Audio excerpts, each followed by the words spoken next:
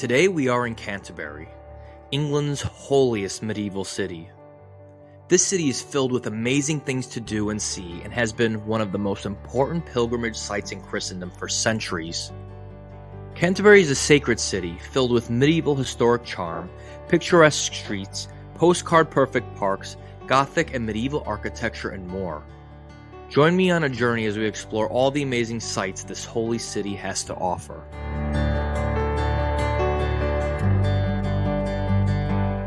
Hey everyone, so today we are exploring Canterbury, England. Now, there has been a settlement here in Canterbury since the 1st century AD after the Roman invasion in 43 AD, right? So this is an incredibly historic city. It's made most famous by the Canterbury Tales. You probably read it in high school, and we're going to learn a little bit about the story and what that means and how that contributes to the city and British literature in general, right? So what we're going to do on this trip is I'm going to show you the best things to do while you're here in Canterbury. So we're going to go through a lot of historical sites. We're going to go to the Cathedral, which is one of the most beautiful cathedrals in the world and one of the oldest cathedrals in Christendom. So this is an incredibly historic city. Let's begin. Canterbury oozes medieval charm, and you will feel this immediately as you enter the city center. Small alley-like streets bring you into a world that almost feels forgotten. Medieval timber frame architecture surrounds you as you peruse this fascinatingly preserved medieval city. Check out the monument to Geoffrey Chaucer, the author of the Canterbury Tales. This medieval literary work put Canterbury on the map. Canterbury Cathedral, which we'll visit later, became one of the most important pilgrimage sites in Christendom, as completing the pilgrimage to the cathedral was believed to create miracles and provide spiritual enlightenment. The Canterbury Tales is about the story of several pilgrims from all walks of life making this journey. The literary work explores the human nature of all the various pilgrims along their journey and is often considered a cornerstone of developing the modern English language.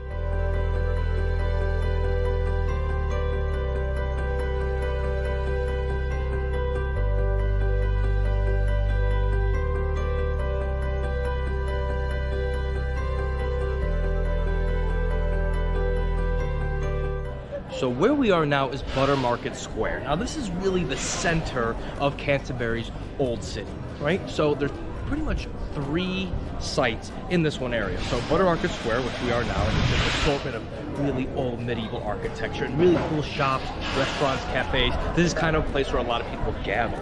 Right, so you have this. Then, within the square, you also have the gate to Canterbury Cathedral, right? So this is the same gate that all the pilgrims would have went through on their pilgrimage to Canterbury Cathedral. Follow in the steps of millions of pilgrims before you as you pass through Christ Church Gate. This amazingly ornate gate was completed in 1520 and ceremoniously welcomes you to the amazing Canterbury Cathedral.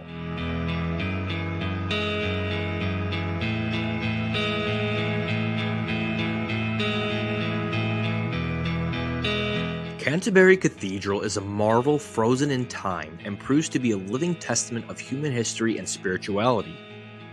This masterpiece has stood for over 1,000 years, and its fascinating Gothic architecture and intricate stonework make it a truly inspiring place to pray, meditate, and reflect. Formerly a Roman Catholic cathedral, it now serves as the head of the Church of England following England's 16th century religious reformation against the Church in Rome. On December 29, 1170, Thomas Becket, the Archbishop of the cathedral, was murdered on this spot by 4 knights ordered by King Henry II. The Archbishop and the King fought over rights of the Church in England, and this political threat led the King to assassinate Becket.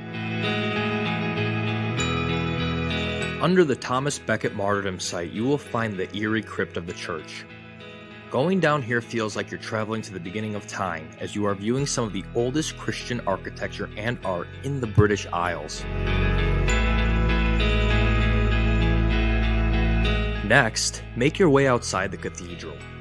Here you will find amazing Gothic architecture, fascinatingly intricate and ornate stonework, and some beautiful English gardens.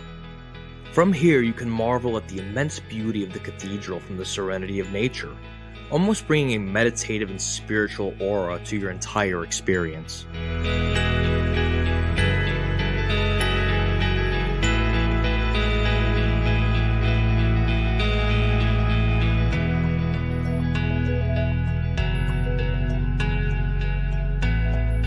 After this, you will enter the cloisters of the cathedral.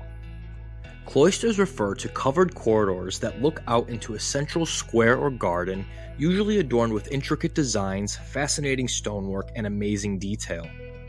Cloisters are common in medieval architecture, particularly in churches and other religious buildings, and the cloisters in Canterbury Cathedral are often considered some of the finest in the world.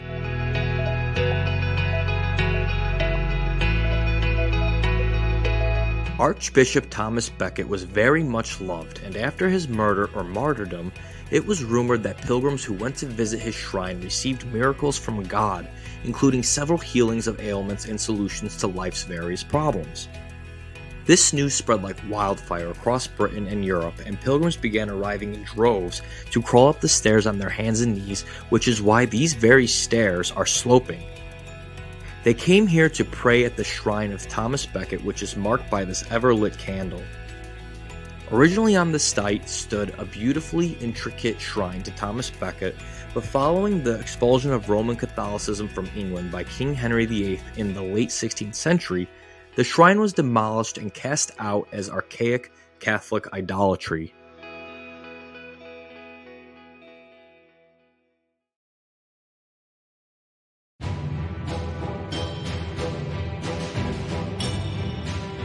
Canterbury is more than a medieval city. It also has a history dating back to antiquity and was the former Roman city of Duro Vernum Cantiacorum. Try saying that 10 times fast. The Canterbury Roman Museum teaches you all about the city's Roman past in an immersive, hands-on way. Inside the museum, you will find tons of interesting Roman artifacts found right here on this site and throughout Canterbury.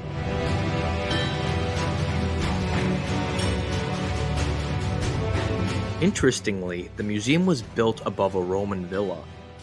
This was found in the mid-20th century after the site was discovered after some heavy construction and digging.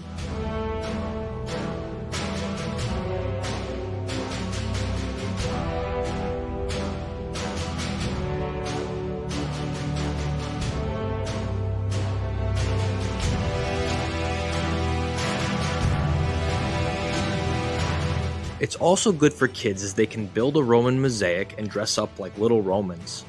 Adults can dress up too.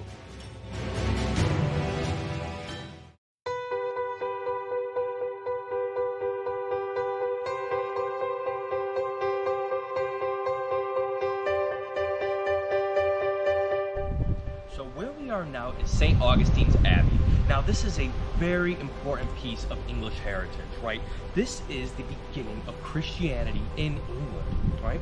So St. Augustine traveled here from Italy in the late 6th century, and he converted the king to Christianity and built this abbey, right? So this really represents an important piece of the history of England, and it's definitely something that should be on your list when you're here in Canterbury. St. Augustine's Abbey traces its roots back to the 6th century, and its ruined Gothic architecture and intricate carved details captivates visitors and historians alike. The ruined monastery is a UNESCO World Heritage Site as it played a pivotal role in the early Christianization of England and holds the title of the first monastery in the country. Walking through the ruins evokes an almost romantic sense, wandering through the forgotten halls of this once blossoming work of early Christianity. You can almost hear the whispers of the ghosts of the monks chanting through the halls and feel the resonance of centuries-old prayers.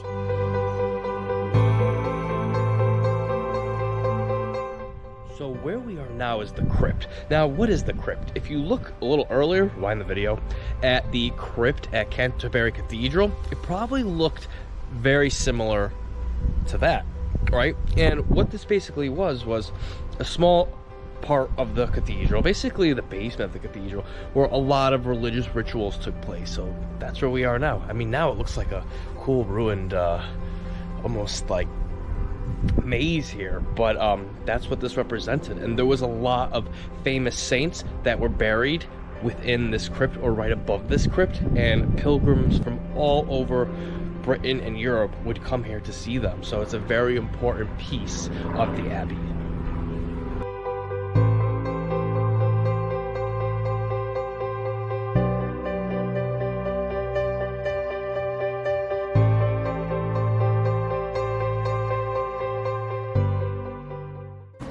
if you want to check out a cool restaurant, I recommend you check out Old Weaver's House, which is right behind me. Now, this pub sits inside a building from 1500, so it's over 500 years old. So we're gonna go inside and eat in this historic pub, right? It looks really cool, all original, and it's decorated really nicely, right? And it also has a really cool outdoor area, and it serves kind of traditional English pub fare, right? But what's really cool is on the side of it, there is an existing device, basically, where they used to dunk women that they believed were witches into the river right here. So it's like a little chair, and they would dunk them in and torture them and make them admit that they're witches, basically, and kill them, basically. So it had a little bit of a dark history, but it's definitely something interesting to see when you're here in Canterbury.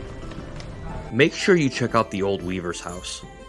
The pub offers you the opportunity to dine and drink in a mostly original building that is over 500 years old. You can also dine outside, which affords you idyllic views of the river that used to actually be used for torturing rebellious women, aka witches.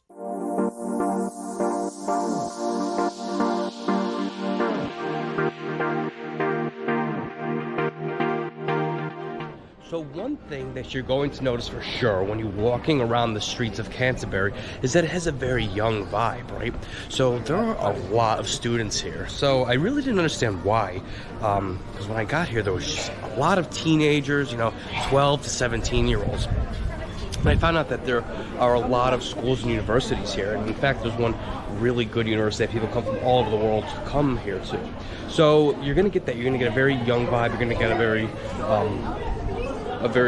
kind of party vibe, right? So last night, next door to my hotel, there was a club called Socialite Rooftop Club, and they were going hard all night, dancing, DJs, and then you get a rowdy vibe, right? So at like 3 or 4, there was singing, so it's cool for young people, or if you like that young energy. Next, check out the King's Mile. This area of Canterbury is filled with medieval and modern buildings housing tons of pubs, restaurants, unique stores, and is an overall pleasure to take a walk down. Right off the King's Mile is the famous Crooked House. This building dates back to 1617 and over the centuries has begun to shift to a crooked-like state. The building is now the home of an attractive bookshop and is amazingly interesting inside and out.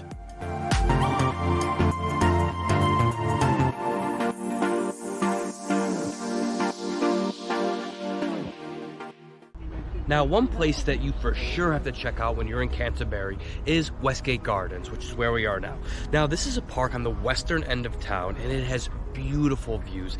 It's just flowers everywhere, big old age trees, beautiful arches along an amazing river that you can actually take boats on. So it's popular for weddings and photography, and it is one of the most beautiful parks in England. So definitely look at this when you're in Canterbury. This is often considered one of the finest gardens in the UK and is truly a pleasure to walk through. I think Westgate Gardens really represents the beauty of Canterbury. It blends old with new and celebrates life, spirituality, charm, and makes you feel connected to something higher, just like Canterbury itself. Okay guys, this was Canterbury.